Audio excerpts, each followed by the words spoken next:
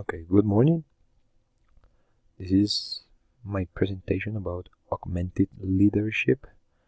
I've decided to call it this way because I'm studying currently my master's degree in Universidad de La Sabana, and I've been learning many things about leadership thanks to Mr. Rogers, who's been teaching this subject to me, and it's combined with my project proposal that is called augmented reality. Then this is kind of a new perspective on education. Welcome. Well, first of all, I want to talk about my project proposal, which is based on a problem that I faced in my school during the last 5 years. Just to contextualize a little bit better, my school is a bilingual school. I've been working there for the last 7 years, and it's a bilingual private school here in Bogota, Colombia.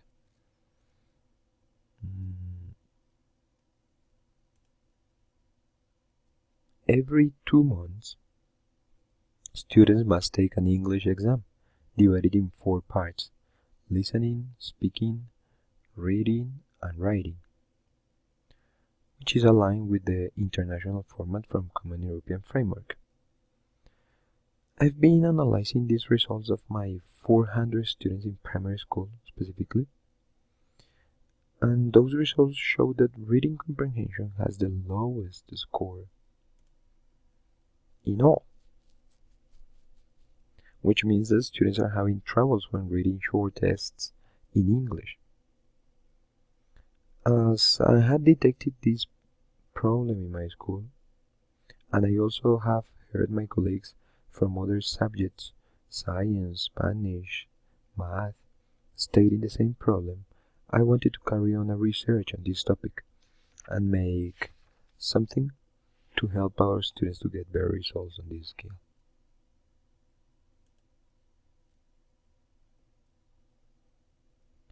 Then, first thing I had to do was to investigate a little bit more and deep what the different causes of this problem might be.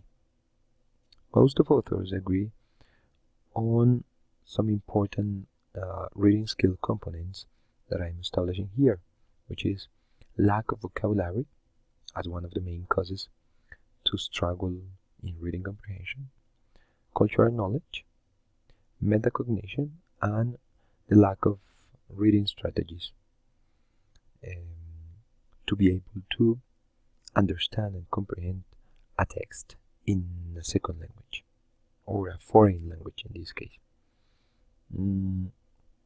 Regarding this issue, I also wanted to integrate ICT tools in my project. That's why I selected to work with augmented reality, which is an emergent technology that consists in combining elements from the real world with multimedia information from the virtual life. For example, when you have a QR code and you scan it with your cell phone, you will see a video, or you will be directed to a website, or you will be linked to a survey, or any kind of multimedia content. That's what we call augmented reality. And I wanted to know if this technology could have a good impact on my students' performance in reading when learning a second language, of course.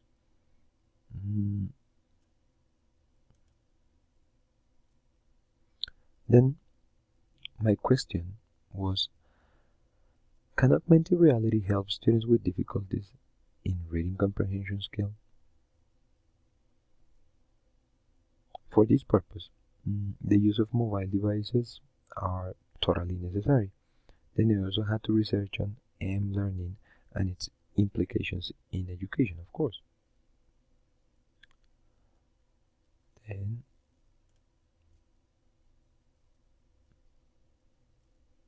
this is the point where educational leadership started to play an impact, or an important role, in this process. Because in my school, students are not allowed to bring their own devices.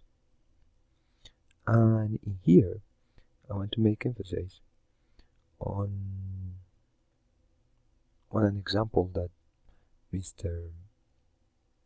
Andres Chiape from the university had established as an examples of elements that were seen like distractors once in the history.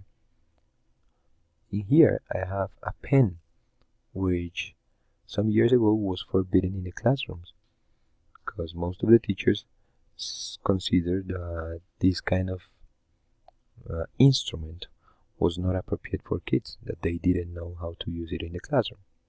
The second one, it's a calculator. As you can see, calculators were not able to be used in the classroom for the last decades. And many of the teachers found that that was just something to use and avoid students think by themselves and can make math problems or solve math problems in their minds. And the third one is the smartphone. Actually, nowadays, smartphones as are being seen for some institutions as distractors, merely distractors. Then, of course, history has demonstrated that pens can be used in the classroom. Calculators are being used in the classroom as well to help students. But we still don't know. We still don't know what about the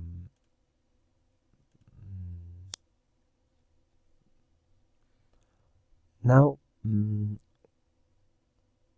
Why do I consider that this project is going to make a difference? I'm convinced that traditional reading, paper books, or reading newspapers, letters, or notes are totally different, especially by our students of this modern age, if we can call them.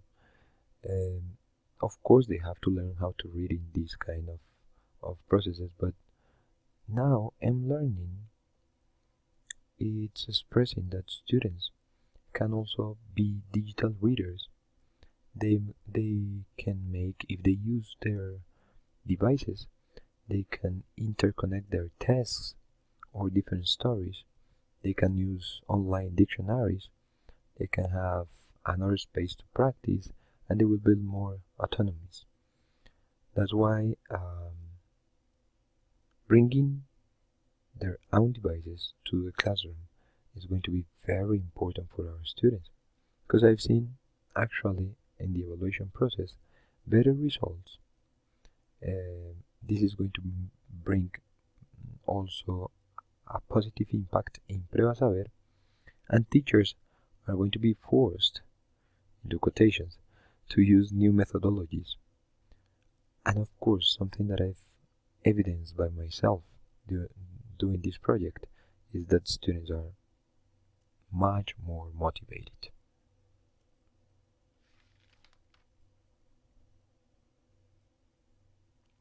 Well, this example that I was given about the pen, the calculator, and the phone clarifies to me that the simple thought of bringing tablets or smartphones to the classroom as something crazy is something that's worth to fight for, and only the results of this kind of research that shows benefits in terms of motivation and goal achievements can transform people's beliefs.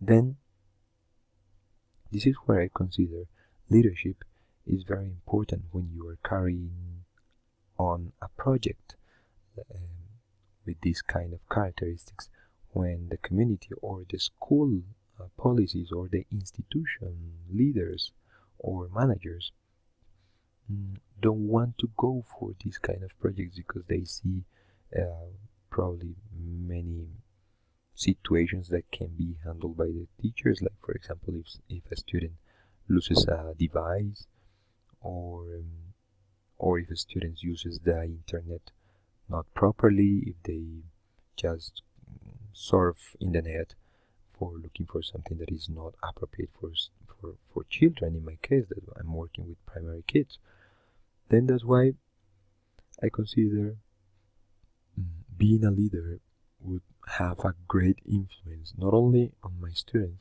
but also on my colleagues. And I think that to influence in other people, you have to model. For example, giving this experience to them on how to implement augmented reality in the classroom will open their minds to this new technology. Probably bringing your own device, which is also a new approach from many educators, is this kind of ideas that comes from bottom to up, and will transform the institution and of course will bring new initiatives to the classrooms, and at the end of the process students are going to be the ones benefit with this kind of ideas and projects. I think my project will make a difference because I've seen not only another attitude towards reading in students who are being part of this project, but also because I can see better results in reading comprehension. Moreover, as a head of English area, I can also influence my team to integrate mobile learning strategies in their methodologies. And by being models of this approach, other colleagues, as I was saying, from different areas can start getting curious on how to BYOD method can make a difference in our students' lives. In fact, the first step has been given. Next year, the next year, one level, third grade level, will start working on a virtual reading platform that will make students read not only the traditional paper books, but also they will start reading in digital formats in English with some tablets that the school will provide.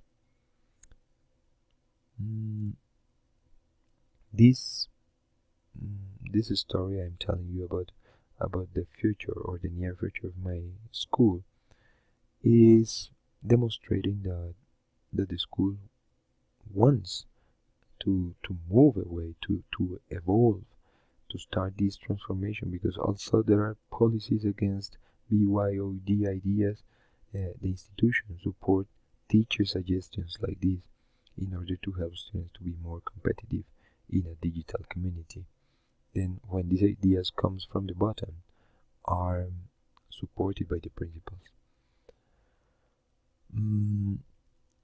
As I've shared in this subject many times, I consider that my school has a very special vision and mission.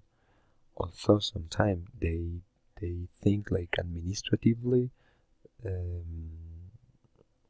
respectfully, and most of the time they say, hey, no, wait a moment, let's discuss this.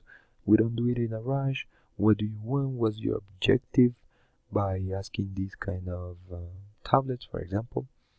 And they say, okay, we can start thinking of that. Let's check your project if it has clear objectives, and if you think we can do and move on, let's do it. But at the end, they most of the time support the teachers' ideas, suggestions, and I think we're going in a good way, because the school is all the time investing in technology, investing in training sessions for the teachers, and actually we are thinking, I think sometimes we're thinking so much, we're focusing so much on the what instead of the why, but that's going to be like the most important challenge to take into account. Instead of focusing on what, focusing on why we're doing these kind of things. And at the end, the answer of this question would be, it's for our students' benefits, and so they will be more competitive in this social and global community. Thank you so much for everything I learned in this subject, which has been really fruitful and useful for me. Thank you, teacher, and see you guys next time. Bye bye.